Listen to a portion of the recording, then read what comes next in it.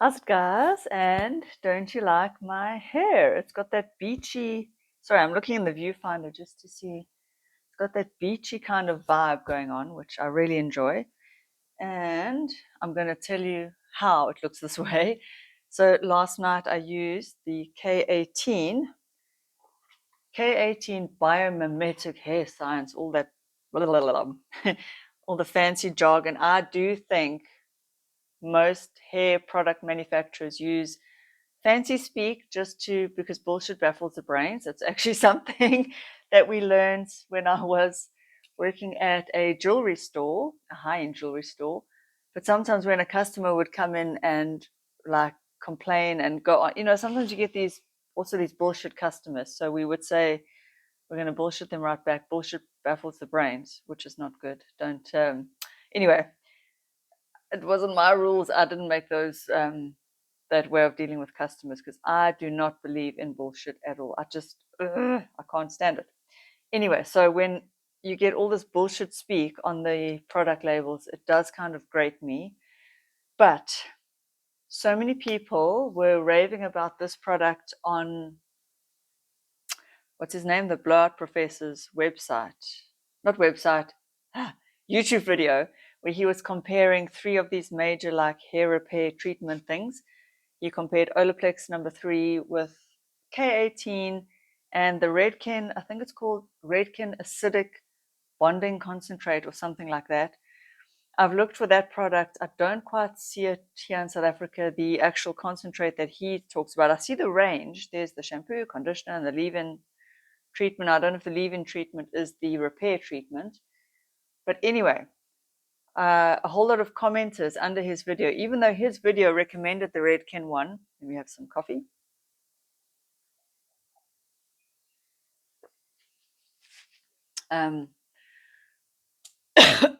Excuse me.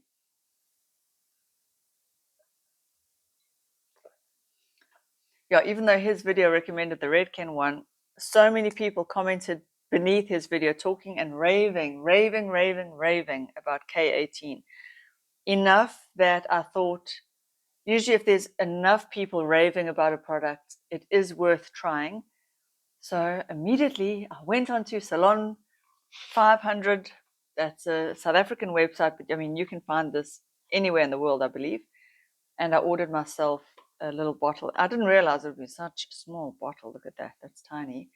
But apparently you only need 4 pumps. I ended up last night using 5 pumps because what I did is I followed the instructions. I washed my hair with what I consider to be a clarifying shampoo. It's the Pantene Aqualite.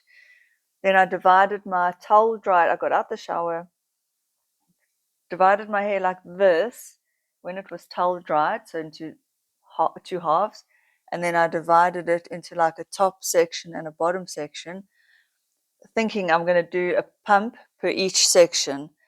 But I did a pump per each section, and I found like the product sort of got up to about there. But I've just had my roots, my highlights touched up. So I found that this part of my hair was not getting any product. So I did a 5th pump, and then I just sort of put that all on like the top parts. So I think it does depend how thick your hair is, how long your hair is. My hair is fine. There's a lot of it, but there's less now that my hair was damaged about a year and a half ago. And then I just put the products in the hair. And then they say to not rinse it out. That is their official instructions, is you put it in, you leave it, and you style as normal. No conditioner. But my hair did not feel very soft. It didn't feel brushable. And anyway, I had to go and fetch my son from school. So I thought, you know what, I'm not even going to waste my time trying to comb out very knotty hair that's not conditioned. I'm just going to let it air dry, leave it. So I had sort of scrunched it up and I just left it to dry. And this is the result the next morning. Kind of like beachy, tangly. It looks like I've sort of come out of the sea. And it's got a bit more body, although the body is kind of fading now as the day wears on. But it's got that like separated look, which I quite like. Earlier, I recorded another video where I had done my hair like this as well. And it's kind of made my hair a bit more grippy and not so slippy. So it was able to stay up like that and look okay. So I'm pretty happy with that. Very, very, so far so good. And it actually feels now with my natural hair oils coming through like I could comb through it. I can run my fingers through pretty decently. So if you do use the K18, maybe don't comb it through when it's wet, let it air dry, and then run a gentle brush through. And then you can use a hair oil if the brush is still gripping, and maybe do it that way. So happy with that. I then had ordered and tried the OPI nail polishes, these two, and look at my nails. They are looking very much like gel nails. And so I think I have found my nail solution going forward. I'm just getting tired of gel nails and the little irritations and aggravations that go along with it. The money, the cost, because they're not cheap. The time sitting there, it's like about an hour, maybe half an hour, depending on how quick the girl is. But it's also awkward. You've got to make conversation. Do you make conversation? When my friend was doing my nails, that was fine. Conversation flowed, but she is expensive. She's worth it. She's so good. But right now, this year, we are on a money saving whole thing. So I've seen so many people rave on YouTube about OPI. So I thought, let me just bite the bullet and order it. And these were on special off takealot.com. It's like the South African answer to Amazon. I've had this OPI nail envy for years now, and it's lasted me so long. So I'm happy to report back that it's looking good. I am the kind of person who cannot paint her own nails without getting polish everywhere, all over my skin. So yesterday what I did was what I normally do is I just let that happen, and then I sit and pick off the nail polish off of my skin around. But I have been watching videos on how to paint your nails, and apparently there's a secret. It's to start in the middle of your nail with the amount of product and then sort of push it around to the edge, like almost you float the polish on. And I think with a good quality polish, you can do that. On the weekend, I was testing and playing around with polishes that I do have, and the Essence polish was not so nice. Maybe if you did 3 coats, but it was like blotchy and I don't know, runny and gooey. I just didn't like it, so I've thrown that away. Essie has worked quite well. I've used that in videos before. I've got it on my toes right now. And actually, moving forward, I don't know if I can show you my toes. There we go. They actually look gross, but they actually look as good as having gel on the toes, because who's going to come close up anyway? So even if there is a little bit of a mistake, no one's going to come and inspect your toes close up. At least I hope not. And at the moment, this with the top coat is looking very gel-like. Although this is meant to be the high shine polish, it's not as shiny as I would have expected, but the top coat gave it the shine. So that's really cool. So I've made a whole video about this for my main channel already, but I'm having such fun just sitting and talking to the camera that I wanted to continue. So I'm doing this for this channel. It's almost going to be maybe the same video, but anyway, there might not be enough cross subscribers. So you guys get a whole video as well. And then I want to talk about these Mieke, I don't know how to pronounce it, lashes. These are the magnetic ones. In my humble opinion, do not waste your money. This I ordered, what was it, about a year, 2 years ago, I think. It was about 2 years ago. I was going to do a whole video on these magnetic lashes, but it was such an epic fail. I just tried it first without filming. What a fail. And then I never wanted to try it again. It's just the magnetic sticky stuff is gross and they don't stick. And there was a big gap and it was lifting off, and I don't know, didn't like it at all. So I'm going to try glue on lashes again. For me personally, the eyelash extensions, you go in and you lie down and you have it done. Yes, they look great, but they look great for about a week, and then they start to get sparse, and then they start to cross over. And for me, if you're going to do it, like go for the volume lashes, which I do, but then on me they sort of weigh my eyes down, and they actually look stupid when I watch when I watch old videos on my main channel on Louise Corrins. I don't think I'll post this video on there. I just look stupid with these big like lashes. So I would rather control. I mean, I've got damn nice eyelashes, to be honest, if I say so myself. I'm going to show you that close up. And this is Maybelline Colossal Volume Mascara. If I'm peeling and you see peeling, it's because I've been using the Cosmoland Peel, which is an at-home treatment for melasma. It doesn't really get rid of your melasma. It kind of lightens it. Anyway, so I am peeling around the mouth today. I've tried to remove anything that's come off, but I think you might see it in the video. I don't know. So where was I going with that? Oh, with the lashes. So I've ordered a glue that was recommended by Lisa D1, my current favorite YouTuber. She says that's the duo glue. She likes that one, and she wears glue on lashes every single day. Here in South Africa, we can't get those press on lashes, the ones that you press underneath your lashes.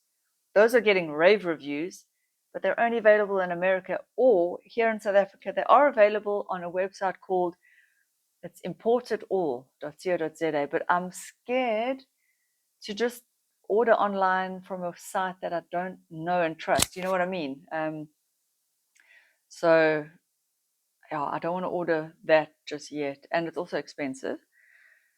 What else? The glue on nails. These were an epic fail. They all popped off. I don't know if I'm gluing wrongly, but I mean, you can only glue.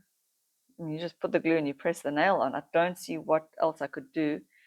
People say that their glue on nails last for over a week, but day one, my thumb popped off and this finger popped off. By day two, both thumbs popped off and one of these fingers, I think, popped off. So I just took them all off. I soaked them in a bowl of acetone and took it all off. So yeah, what else can I talk to you about? Oh, these shoes. I just wanted to mention them. These are very cheap ass Pick n Pay shoes. Pick n Pay is it's a grocery store that also does clothing.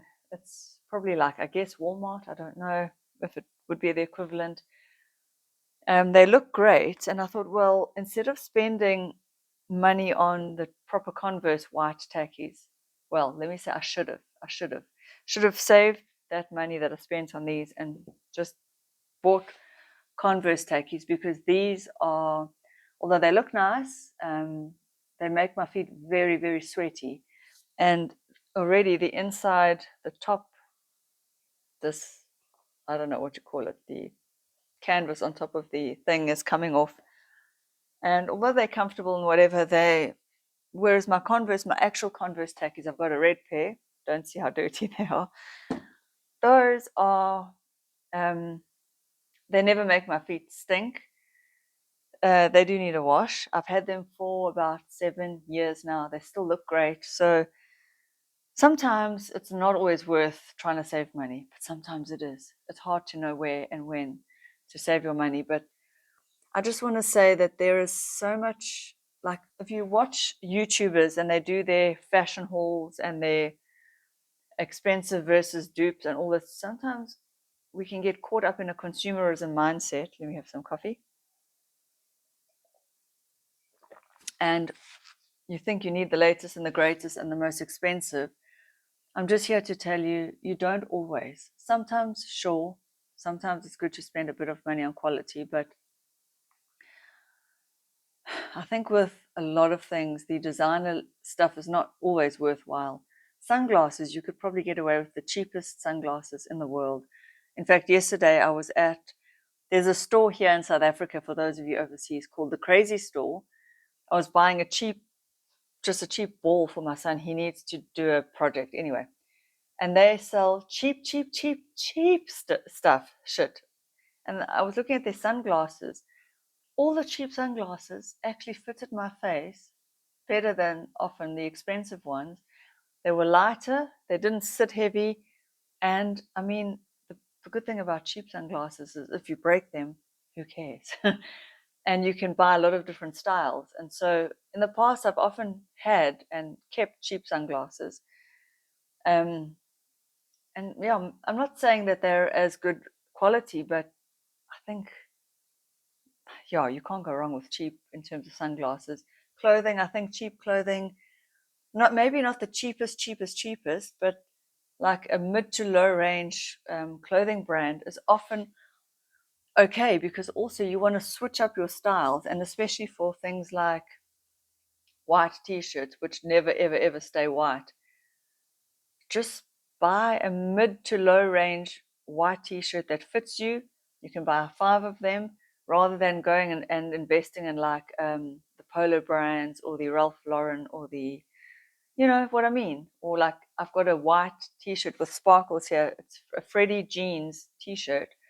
But now I'm too scared to wear it because it's going to go yellow. But if I don't wear it, I've wasted money. You see what I'm saying? So maybe I should have just bought 10 cheap ass white shirts that I wasn't afraid to wear. So yeah, I just think we mustn't get caught up in designer label lust. Oh, there's a nice term. Designer label lust. Because sometimes the quality is worth it. But if you don't have the money to spend, don't. Please don't. I would just say to anyone who's watching this, maybe I can save you. Never, ever, ever, ever put a designer label anything item onto your credit card. Do not do that. If you have the money sitting in your bank account, that's extra money. Number one, first, put it into savings. Number one is you want that item. You look at it, you get that feeling of desire. I understand it. You're drooling. You want the bag, the handbag, the shoes, the whatever. And I know that feeling. And I've made many mistakes in the past where I've bought something expensive and then you either hardly ever use it or you use it and it gets scuffed, worn, damaged. Or, you know what I mean? Rather go home, go away, think about that item. Think about it some more. And just remember that every season there are new items available for you to buy. Every season there'll be the newest, the latest, the greatest. So if you spend your money now on that thing, you will be out of pocket. Let's say it's a designer handbag for 10,000 Rand, just an example. Next season, they'll have another handbag that you're going to want, but now you've already wasted money on that handbag. You see what I'm saying? So maybe just always look for the cheap ass handbag, the cheaper shirt, the knockoff shoes. And if you have the money to spend on that designer thing, but you don't have savings in the bank, put that money into savings. Anyway, there's my 5 cents worth, my little lecture for the day. I hope you enjoyed this video. I felt like sitting down and talking. I'm having such fun making videos these days. I'm really enjoying connecting with you guys. I hope you can feel the authenticity that's coming through.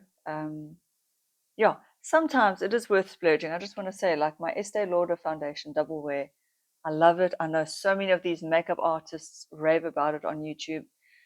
And it's not unaffordable. It's not the cheapest foundation in the world. It does last a long time. I find it great. So yeah, you've just got to find the things that's worth splurging on. But for the most part, you really don't need expensive shit. And I'll leave you with that thought. Thank you for watching. I will see you in the next one.